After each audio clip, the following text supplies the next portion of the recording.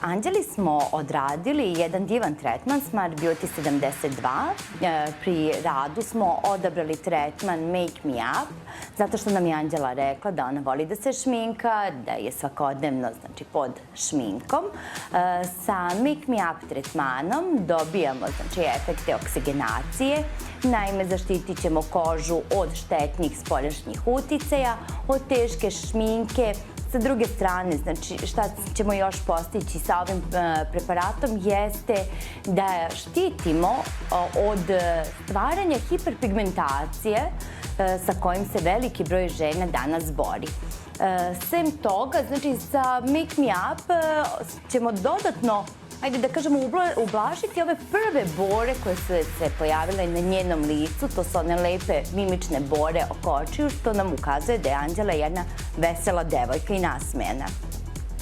Nakon toga ćemo staviti adekvatnu peel-off masku, to je kiseonik peel-off maska, da dodatno regenerišemo, oksigenizujemo kožu i da povratimo tu jedrost i čvrstinu koju treba da ima.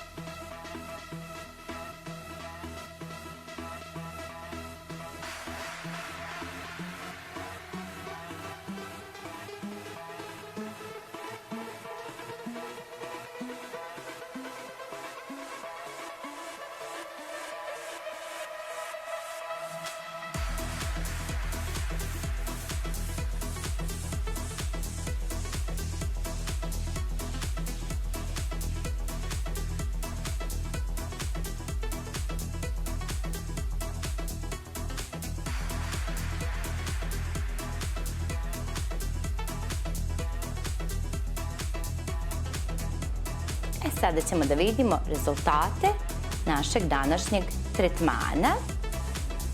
Možemo odmah da zapazimo ujednačenu boju tena, vidimo da nema crvenila, vidimo tu jedrost i punoću na ovom mladom licu. Pokupit ćemo ostatke maske i nakon toga naneti adekvatnu kremu koja će biti i podloga za današnju šminku.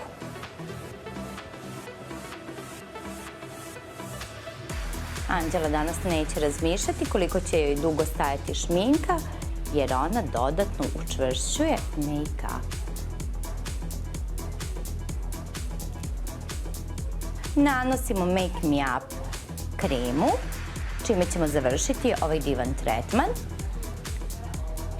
Tokom tretmana koristili smo Smart Beauty 72 aparat zasnovan na visokoj tehnologiji.